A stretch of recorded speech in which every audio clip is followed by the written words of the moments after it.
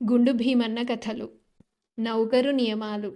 గుండు భీమన్న జమీందారు గారి పిల్లను పెళ్లాడి గొప్పవాడయ్యాడు. అల్లుడు గారికి ప్రత్యేకంగా ఒక నౌకరు కుర్రాడుండి అతను చెప్పే పనులన్నీ చేస్తుండటం భావ్యంగా ఉంటుందని జమీందారు గారు అనుకున్నారు. జమీందారు గారి గుమస్తా అల్లుడు గారి కోసము 10-12 ఏళ్ల కుర్రాడిని ఒకణ్ణి పట్టుకొచ్చాడు. వాడికి ఏడాదికింత జీతం ఇచ్చేట్టు, ఒక జత బట్టలు ఇచ్చేట్టు మాట్లాడుకున్నారు. ఆ సాయంకాలం భీమన్న తోటలో ఒంటరిగా ఉన్న సమయంలో నౌకరు కుర్రాడి తండ్రి వచ్చి, బాబుగారు, మా అబ్బాయిని తమరికి నౌకరుగా ఏర్పాటు చేశారు. వాడికి తిండి బట్ట బాగానే జరిగిపోతుందని నాకు తెలుసుననుకోండి.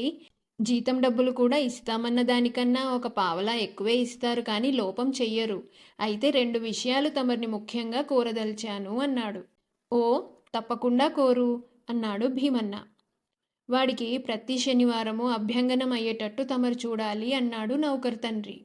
అభ్యంగనం అంటే ఏమిటి అని భీమన్న అడిగాడు. నూనెతో స్నానం చేయించాలి. ఈ మాట ఎందుకు తమతో ప్రత్యేకంగా మనవి చేస్తున్నానంటే, వాడు నూనె చూడగానే పారిపోతాడు. నూనెలో ఎంతసేపు నానితే అంత మంచిది.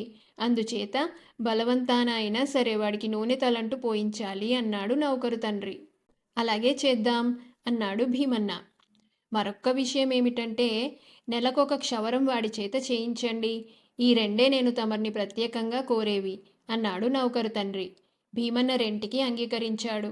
జ్ఞాపకం ఉంచుకొని ఈ 2 పనులు వాడి చేత చేయిస్తానని ఆ మనిషికి మాట ఇచ్చి పంపేశాడు. ఆ మనిషి తనను స్వయంగా అడిగాడు కనుక ఈ పనులు మరొకరికి పురమాయించక భీమన్న శనివారం ఎప్పుడు వస్తుందా అని రోజులు లెక్కిస్తూ కూర్చున్నాడు. శనివారం రానే వచ్చింది. భీమన్న తెల్లవారుతూనే లేచి తన నౌకరును పిలిచి, ఒరేయ్, గిడ్డంగికి పోయి ఒక నూనె డబ్బా తెమ్మన్నానని చెప్పి తీసుకురా అన్నాడు. అల్లుడుగారు తెమ్మన్నారు, ఎందుకో నాకు తెలియదు అని గిడ్డంగిలో ఉండేవాడికి చెప్పి నౌకరు నూనె డబ్బా తెచ్చాడు. భీమన్న తన నౌకరును స్నానాల గదిలోకి తీసుకుపోయి స్నానం చేసే తొట్టిలో నిలబడమని డబ్బాడు నూనె వాడి నెత్తిన దుమ్మరించాడు. కుర్రాడు లాబోమని ఏడుపు లంఘించుకున్నాడు. గొంతు ఎత్తావంటే చంపేస్తాను వెధవ. నీ సంగతంతా నీ తండ్రి నాతో ముందే చెప్పేశాడు. ఏడిచి గీ పెట్టినా సరే నీకు ప్రతి శనివారము నూనెతో స్నానం తప్పదు. ఎంత నానితే అంత మంచిదని నీ తండ్రి అన్నాడు. అందుచేత నేను రమ్మన్న దాకా బయటికి రాకు అని భీమన్న కుర్రాన్ని గదమాయించి స్నానాల గది గొళ్ళెం పెట్టి యువతలకు వచ్చేశాడు. కుర్రాడు లోపల నుంచి ఏడుస్తూ పెడబొబ్బలు పెట్టసాగాడు. సరిగా ఆ సమయానికి భీమన్న భార్య మహాలక్ష్మి అటుగా వచ్చి, ఏమండి, మీ నౌకరలా ఏడుస్తున్నాడెందుకు? వాణ్ణి లోపల పెట్టి తలుపు మూసారేం? ఏమైనా చేశాడేమిటి అని అడిగింది. ఇది నీకు సంబంధించిన విషయం కాదులే. వాడి తండ్రి ఈ బాధ్యత స్వయంగా నా మీద పెట్టాడు. ఏడిచి రాగాలు పెట్టినా సరే వదలకుండా వాడికి ప్రతి శనివారము నూనెతో స్నానం చేయించమన్నాడు. అభ్యంగనం అంటే అదేటగా అన్నాడు భీమన్న. తన భర్త కుర్రాడినెత్తిన డబ్బాడు నూనె పోసేసిన సంగతి మహాలక్ష్మితో పాటు ఇంటిల్లపాతికి తెలిసిపోయింది. అల్లుడు గారు ఇలాంటి పని ఎందుకు చేశారా అని అందరూ ఆశ్చర్యపడిపోయారు. మహాలక్ష్మి వారితో, ఆయనకు కోపం వచ్చి చిరాకుతో తన నౌకరునెత్తిన డబ్బాడు నూనె కుమ్మరించేశాడు. ఆయనకు కోపం రావటానికి కారణం ఏమిటంటే, ప్రతి శనివారము తలంటు స్నానం చేయటం వారికి అలవాటట.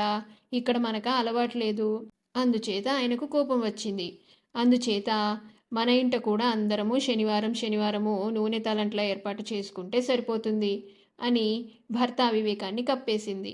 ఈ తలంట్ల ఏర్పాటు నౌకర్లకు కూడా జరగడం చేత భీమన్న నౌకరు కుర్రాడి నియమాలలో ఒక దాని బెడద తీరిపోయింది. కానీ 2వ నియమం మిగిలిపోయింది. భీమన్న నెల పూర్తి అయిన దాకా కనిపెట్టుకొని ఉండి నౌకరును పిలిచి, ఒరేయ్, మన దివాణంలో ఎవరెవరు క్షవరం చేయించుకుంటారో కనుక్కురా అన్నాడు.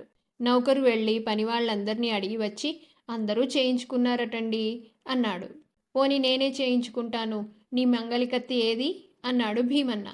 నా దగ్గర మంగలికత్తి లేదండి అన్నాడు నౌకరు కుర్రాడు తెల్లబోయి.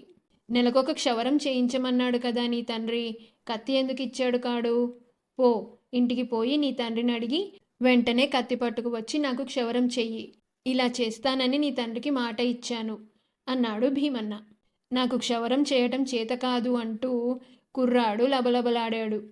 తెలియకపోతే నేర్చుకోవాలి. నువ్వు వట్టి మొండి వెధవలాగున్నావే. నిన్ను మంచి మంగలిగా తయారు చేయాలని నీ తండ్రి అనుకుంటుంటే నువ్వు తెలియదంటే ఎలా అన్నాడు భీమన్న. మళ్ళీ మహాలక్ష్మి అక్కడికి వచ్చింది. సంగతంతా విన్నది. వాడి చేతిలో 2 అణాల డబ్బులు పెట్టండి, వెళ్ళి క్షవరం చేయించుకు వస్తాడు. వాడి తండ్రి మిమ్మల్ని కోరింది అంతే అన్నది.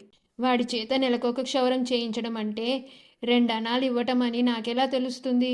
అడిగేదేదో స్పష్టంగా అడగకూడదు అని భీమన్న గొణుక్కున్నాడు. మరొక సంఘటన వచ్చే భాగంలో చూద్దాం.